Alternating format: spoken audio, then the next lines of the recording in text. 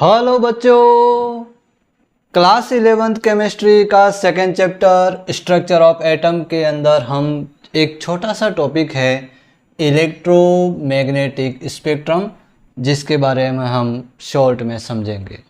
Electromagnetic spectrum के इस topic के अंदर हमें ये पढ़ना है कि हमारी जो अलग अलग टाइप की जो वेव्स होती हैं उनको हम उनके फ्रीक्वेंसी के और उसके वेवलेंथ के एक तो इंक्रीजिंग ऑर्डर में और दूसरा हमारा डिक्रीजिंग ऑर्डर में, जब उनको एक ऑर्डर के अंदर इसको हम जमाते हैं तो हमारा एक स्पेक्ट्रम प्राप्त होता है और वो स्पेक्ट्रम हमारा कहलाता है इलेक्ट्रोमैग्नेटिक स्पेक्ट्रम। ओके, तो शुरू करने से पहले आप इसका स्क्रीनशॉट ले लें।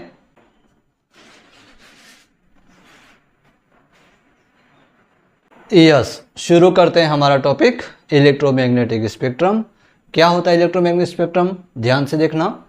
The arrangement obtained by arranging various type of electromagnetic waves, मतलब जो वेरियस टाइप की हमारी जो इलेक्ट्रोमैग्नेटिक वेव्स होती हैं, अलग अलग प्रकार की जो इलेक्ट्रोमैग्नेटिक जो वेव्स होती हैं उसको हम अरेंज करते हैं। क्या करते हैं? उनको अरेंज करते हैं, मतलब एक ऑर्डर के अंदर उनको जमाते हैं।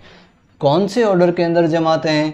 तो in order of increasing frequency, मतलब उनकी फ्रीक्वेंसी के इंक्रीजिंग ऑर्डर में, है ना, फ्रीक्वेंसी के बढ़ते क्रम में। मतलब पहले हम कम फ्रीक्वेंसी वाले को लेंगे और बाद में हम ज़्यादा फ्रीक्वेंसी वाले को लेंगे, तो उसके फ्रीक्वेंसी के इंक्रीजिंग ऑर्डर में।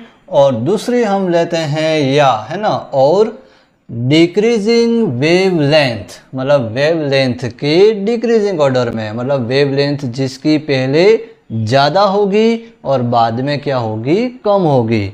तो वेवलेंथ के डिक्रीजिंग ऑर्डर के अंदर जब अलग अलग प्रकार की वेव्स को यदि उनके इस ऑर्डर के अंदर हम अरेंज करते हैं तो हमें जो ये वेव का जो ये अरेंजमेंट हमें जो प्राप्त हो रहा है ना, वेव को हमने जमाया तो ये पूरा जो अरेंजमेंट जो प्राप्त हो रहा है उसको हम कहते हैं इलेक्ट्रोमैग्नेटिक स्पेक्ट्रम। तो आगे अब ये हम समझते हैं कि हम कौन कौन सी वेव्स को किस प्रकार से हम इसको फ्रीक्वेंसी के इंक्रीजिंग ऑर्डर में और वेवलेंथ के डिक्रीजिंग ऑर्डर में इसको कैसे अरेंज करते हैं, इसको समझते हैं। तो सबसे पहले हमारी, जैसे ये आप ध्यान से देखिए, अलग अलग प्रकार की आपकी वेव्स आपके सामने हैं और इसके अंदर ये जो एरो आपको दिख रहा है ना, ये हमारा क्या बता रहा है कि ये न्यू मतलब कौन? फ्रीक्वेंसी इस डायरेक्शन के अंदर, है ना, लेफ्ट टू राइट के अंदर क्या हो रही है? फ्रीक्वेंसी हमारी इंक्रीज हो रही है। तो ये तो हो गया हमारी इंक्रीजिंग फ्रीक्वेंसी, मतलब फ्रीक्वेंसी के इंक्रीजिंग ऑर्डर में, मतलब इधर वाले की फ्रीक्वेंसी कम होगी और उधर वाले की फ्रीक्वेंसी ज़्यादा होगी। और दूसरी हमारी है वेवलेंथ, है ना, वेवलेंथ हमारा ये लैम्बडा, है ना, जो इस डायरेक्शन के अंदर क्या हो रहा है? बढ़ रहा है। मतलब राइट की तरफ हमारे जो वेव्स हैं उनकी जो वेवलेंथ है वो क्या है? कम है। और जैसे जैसे हम लेफ्ट की तरफ बढ़ रहे हैं तो हमारी वेवलेंथ क्या हो रही है? इंक्रीज हो रही है। ओके, जैसे कि आप यहाँ देख सकते हैं, मैंने यहाँ लिखा है कि लो फ्रीक्वेंसी, है ना, लो न्यू, मतलब फ्रीक्वेंसी क्या है? लो है। और जैसे जैसे हम यूँ बढ़ रहे हैं तो हमारी ये फ्रीक्वेंसी क्या हो रही है? ये हाई हो रही है। सेकेंड कंडीशन के अंदर लैम्बडा की बात करते हैं, वेवलेंथ की बात करते हैं। तो वेवलेंथ हमारे इस साइड के अंदर वेवलेंथ क्या है? शॉर्टर है ना, वेवलेंथ लैम्बडा हमारा क्या है? इधर कम है। और जैसे जैसे हम इस डायरेक्शन में बढ़ते हैं तो हमारी जो लैम्बडा है ना, वेवलेंथ की वैल्यू हमें लॉन्गर, मतलब ज़्यादा प्राप्त हो जाती है। और इसी के साथ हमारी जो एनर्जी है ना, ये जो वेव्स होती हैं उनकी एनर्जी की वैल्यू भी चेंज होती है ना, जैसे जैसे फ्रीक्वेंसी चेंज होंगी वैसे वैसे उस वेव की एनर्जी भी क्या होगी? चेंज होगी। तो हमारी जो एनर्जी है वो जैसे जैसे हमारी फ्रीक्वेंसी इंक्रीज होती है वैसे वैसे उस वेव की एनर्जी भी क्या होती है? इंक्रीज होती है। क्यों? क्योंकि हमारा एक फॉर्मूला हम जो आगे पढ़ने वाले हैं ना, इस प्लांक के क्वांटम थ्योरी के अंदर एक फॉर्मूला पढ़ने वाले हैं, E = h न्यू। मतलब इस फॉर्मूले के अनुसार जैसे जैसे हमारी फ्रीक्वेंसी बढ़ती है वैसे वैसे उस वेव की एनर्जी भी बढ़ती है ना। उसको आगे और डिटेल में हम चर्चा करेंगे, अभी इसके बारे में ज़्यादा हम नहीं समझेंगे, है ना। Yes, okay. अब आगे बढ़ते हैं कि ये वेव्स कौन कौन सी होती हैं उसके बारे में थोड़ी जानकारी दे देता हूँ। सबसे पहले हमारी होती है रेडियो वेव्स। ये रेडियो वेव्स कहाँ होती है, तो जो हमारा जो एफएम चलता है ना, रेडियो जो चलते हैं उसके अंदर जो वेव्स होती है वो कौन सी वेव्स यूज़ करते हैं, रेडियो वेव्स। तो उन रेडियो वेव्स की जो हमारी वेवलेंथ होती है वो सबसे क्या होती है, ज़्यादा होती है, और उसकी जो फ्रीक्वेंसी होती है वो क्या होती है, सबसे कम होती है ना, लो फ्रीक्वेंसी और लॉन्गर वेवलेंथ। क्लियर। उसके बाद हमारी होती है माइक्रोवेव्स। माइक्रोवेव्स के बाद में हमारी एक और रे होती है, वो उसका नाम है इंफ्रारेड। तो इंफ्रारेड की फ्रीक्वेंसी क्या होती है, थोड़ी सी माइक्रोवेव से क्या होती है, ज़्यादा होती है, और हमारी विजिबल रे से क्या होती है, कम होती है ना। तो इंफ्रारेड के बाद में हमारी नेक्स्ट रेस आ रही है विजिबल रेस। विजिबल रेस जो हमें दिखाई देती हैं, जो कहाँ से आती है, हमारी सनलाइट से आती है। तो इस विजिबल रे के अलावा बाकी जितनी भी जो रे हैं वो हमें कुछ भी दिखाई देती नहीं है। क्लियर। तो विजिबल जो रे होती है जो हमें दिखाई देती है, उसकी जो वेवलेंथ होती है ना, उसकी जो वेवलेंथ होती है वो हमारी 400 नैनोमीटर से लगा करके 750 नैनोमीटर तक इसकी जो वेवलेंथ जो होती है वो इस विजिबल रे की होती है। ओके।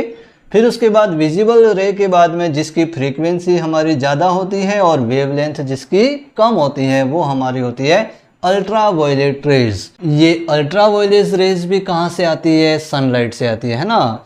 जैसा आपने पढ़ा होगा कि हमारा जो हमारे एनवायरनमेंट है ना, एटमॉस्फेयर के अंदर हमारा जो ओजोन लेयर होती है वो क्या करती है, इस अल्ट्रा वायलेट जो रेस जो सनलाइट से आ रही है उसको वहीं पर रोक देती है ना, क्योंकि ये रेस बहुत हानिकारक होती है ना, हमारे शरीर को नुकसान पहुंचाती है। इसलिए ओजोन लेयर होती है वो इस अल्ट्रा वायलेट रेस को वहीं पर उसको क्या कर देती है, रोक देती है। उसके बाद हमारी होती है एक्स रेज।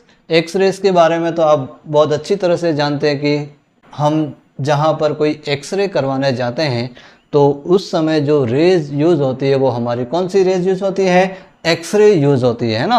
तो जिसकी हमारी फ्रीक्वेंसी ज़्यादा होती है और वेवलेंथ इसकी क्या होती है, कम होती है। और सबसे ज़्यादा फ्रीक्वेंसी वाली हमारी रेज होती है गामा रेज, है ना। ये जो वाई दिख रहा है वो वाई नहीं है, उसको कहते हैं गामा, है ना। गामा रेज है जिसकी फ्रीक्वेंसी सबसे ज़्यादा होती है और उसकी वेवलेंथ जो होती है वो सबसे कम होती है। ओके। तो इस प्रकार अलग अलग जो वेव्स होते हैं उनको उनकी फ्रीक्वेंसी के इंक्रीजिंग ऑर्डर में और वेवलेंथ के डिक्रीजिंग ऑर्डर के अंदर जब इसको हम जमाते हैं तो हमें ये पूरा जो अरेंजमेंट जो प्राप्त हो रहा है वेव्स का, उसको हम कहते हैं इलेक्ट्रोमैग्नेटिक स्पेक्ट्रम। ओके। तो इलेक्ट्रोमैग्नेटिक स्पेक्ट्रम के अंदर जो एक एक बात जो मैंने आपको बतानी थी वो मैं आपको बता चुका हूँ। अब आगे हमारा नया टॉपिक हम शुरू करते हैं, इलेक्ट्रोमैग्नेटिक वेव, है ना। इलेक्ट्रोमैग्नेटिक वेव क्या होती है, उससे रिलेटेड कौन कौन से टर्म होते हैं उसके बारे में हम पहले पढ़ चुके हैं। अब यहाँ पर इससे रिलेटेड कुछ और बातें हैं उसके बारे में हमें पढ़ना है ना। कौन कौन सी बातों के बारे में यहाँ पर स्टडी करनी है, ज़रा ध्यान से देखिएगा। सबसे पहले यहाँ पर हमारी इलेक्ट्रोमैग्नेटिक जो वेव होती हैं उस वेव के दो प्रकार के नेचर होते हैं। इलेक्ट्रोमैग्नेटिक वेव के नेचर कितने प्रकार के होते हैं, दो प्रकार के। मतलब कोई भी वेव, चाहे ये सब हमारी क्या है, इलेक्ट्रोमैग्नेटिक वेव ही है। तो ये जो इलेक्ट्रोमैग्नेटिक जो वेव्स होती हैं उसके दो तरह के नेचर होते हैं। कौन कौन से होते हैं, तो पहला तो उसका नेचर होता है वेव नेचर और दूसरा उसका नेचर होता है पार्टिकल नेचर। वेव नेचर का मतलब वो वेव जो है वो वेव की तरह बिहेव करती है, तो वो उसका कौन सा नेचर हो जाएगा, वेव नेचर। और पार्टिकल नेचर के अंदर वो हो जाएगा कि वो जो वेव्स होती हैं वो छोटे छोटे पार्टिकल की तरह भी बिहेव करती है ना। तो वो हमारा उसका नेचर कौन सा हो जाएगा, पार्टिकल नेचर।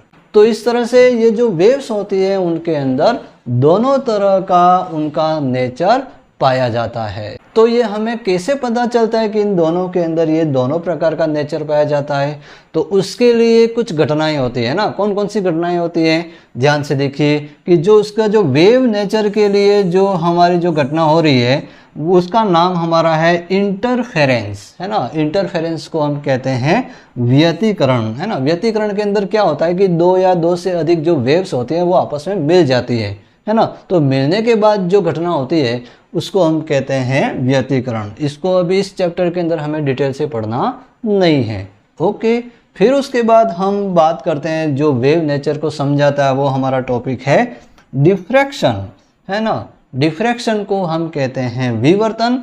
विवर्तन का मतलब क्या होता है कि जैसे कि आप अपने क्लासरूम में पढ़ रहे हैं, है ना, तो पढ़ते समय जो दरवाजे से और खिड़की से जो उजाला आपके कमरे के अंदर आ रहा है वो हमारा क्या है, कौन सी घटना की वजह से वो जो लाइट है वो उस कमरे के अंदर आ रही है, तो वो हमारा क्या है, वो हमारा डिफ्रैक्शन, है ना। उसको हम क्या कहते हैं? डिफ्रैक्शन कहते हैं, है ना, विवर्तन कहते हैं। ओके, तो ये तो कौन सा नेचर हुआ उस इलेक्ट्रोमैग्नेटिक वेव्स का? वेव नेचर हुआ।